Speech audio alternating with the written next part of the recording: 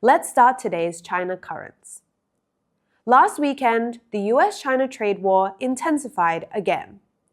On the evening of October 9th, Beijing time, China's Ministry of Commerce announced strengthened export controls on rare earths, requiring permits for any products containing more than 0.1% Chinese rare earths, a move expected to impact US semiconductor and military supply chains. Shortly afterward, US President Donald Trump said on his social media platform Truth Social that he would impose the new tariff November 1st or sooner, depending on any further actions or changes taken by China.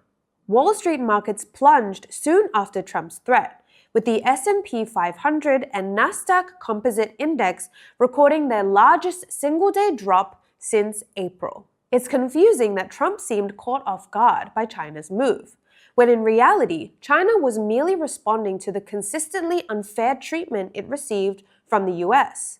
For example, if anyone still remembers how the restricted H2O chip the US generously allowed to be exported to China was rumored to contain a back door. Meanwhile, to mitigate the long-term impact of US dollar fluctuations on commodities, China is exploring RMB-based settlements. Since October 7th, Russia has been selling oil to India in RMB, with India's largest refiner, Indian Oil Corporation, recently completing 2 to 3 shipments using the Chinese currency. On October 9th, Australian iron ore giant BHP signed an agreement that China Minmetals Group stipulating that starting in Q4 2025, future iron ore sales to China will be settled in RMB. In addition, to counter US plans to impose extra port service fees on China-related vessels from October 14th, China's Ministry of Transport announced on October 9th that it would levy a special port service fee on US-related ships starting the same day. From feedback on Chinese social media, netizens acknowledge that these countermeasures could put a dent in China's economic growth, but overwhelmingly view them as necessary steps to resist the unjust tariff war initiated by the US. Beyond trade retaliation, Chinese state media have also taken a strong stance on the US's role in Gaza. On October 10th, China's top official media, People's Daily, published an article titled 67,194 Dead, Fighter Jets 100% from the US. This was the first time China's official media had spoken out after the Gaza ceasefire agreement announced by the Israeli government. Historically, People's Daily rarely specifies country names and tends to employ strategic ambiguity. So putting the US's name in its article title speaks volumes about Beijing's stance on the issue. The article mourned the civilian casualties in Gaza since the conflict erupted, condemned the severe destruction caused by Israeli forces, which displaced 1.9 million people, and criticized Israel's blockade, which left 500,000 facing starvation. It cited data from Brown University showing that since the outbreak of the conflict, the US has provided Israel with $21.7 billion in military support.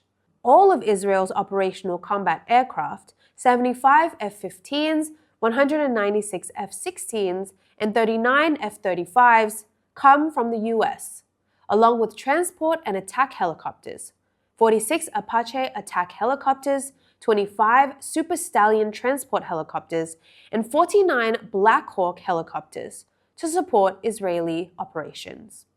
The US also spent $9.65 to $12.07 billion on military actions against the Houthis in Yemen and Iranian nuclear facilities, meaning that over 2 years, US expenditure in Middle East conflicts totaled $31.35 to $33.77 billion.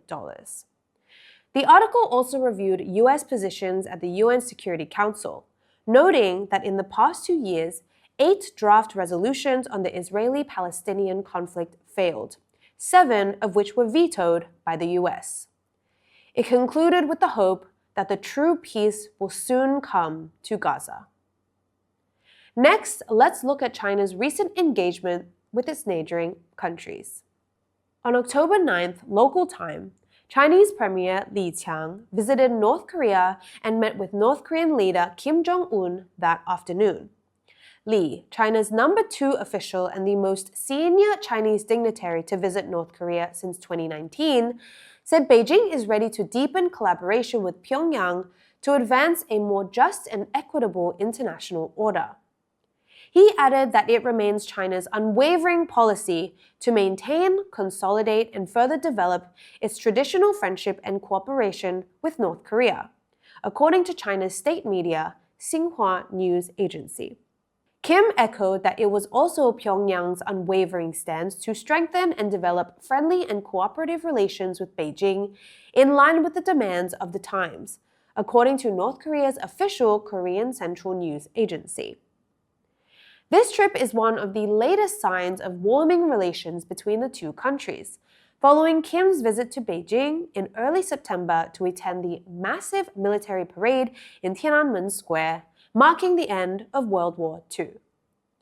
Beyond high-level interactions, China-North Korea cooperation is unfolding across multiple areas. On the same day that Li met Kim, Beijing announced that the China-North Korea postal route linking the Chinese border city of Dandong with North Korea's Sunilyu had officially resumed on September 25th. The same route for freight rail was suspended when North Korea fully closed its borders in 2020 due to COVID-19, but had already resumed operations in September 2022. Now let's turn to China's super infrastructure projects. Despite China's reputation as a construction superpower, the recently opened Huajiang Canyon Bridge in Guizhou has exceeded all expectations. Spanning a crack in the earth, it features a main span of 1,420 meters and a deck 625 meters above the water, achieving world-leading dimensions both horizontally and vertically. Construction began in 2020, meaning it took just 5 years to complete, an impressive accomplishment by any standard. To ensure absolute safety, the engineering team employs 3D LiDAR, a remote sensing technology that uses laser light to measure the environment, to monitor canyon wind conditions in real time. We were invited for a pre-opening visit and gained first-hand insights. Staff explained that these two main cables each contain an optical fiber that continuously performs a 24/7 self-check on the bridge, monitoring for any issues. If a problem arises, the data is sent back immediately.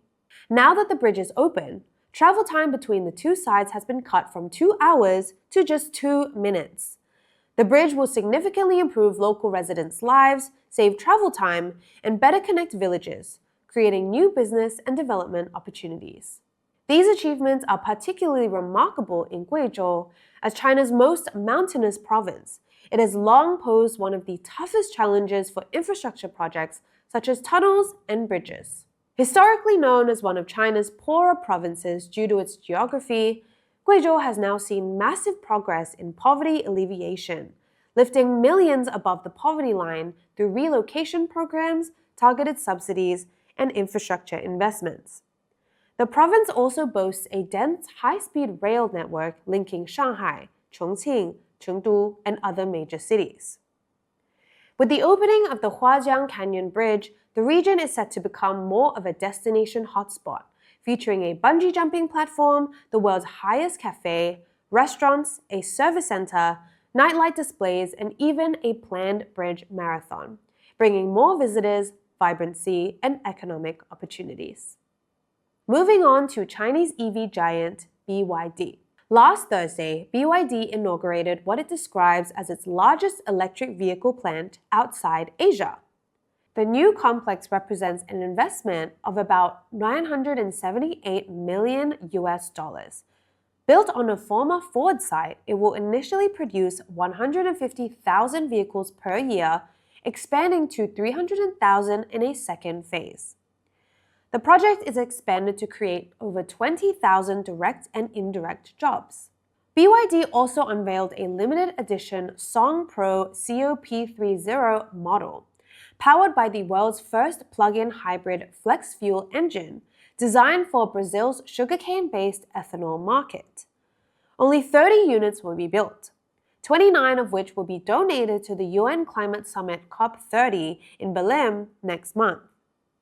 The remaining unit will be presented to President Lula as a gift, marking Brazil's return to large-scale automotive production.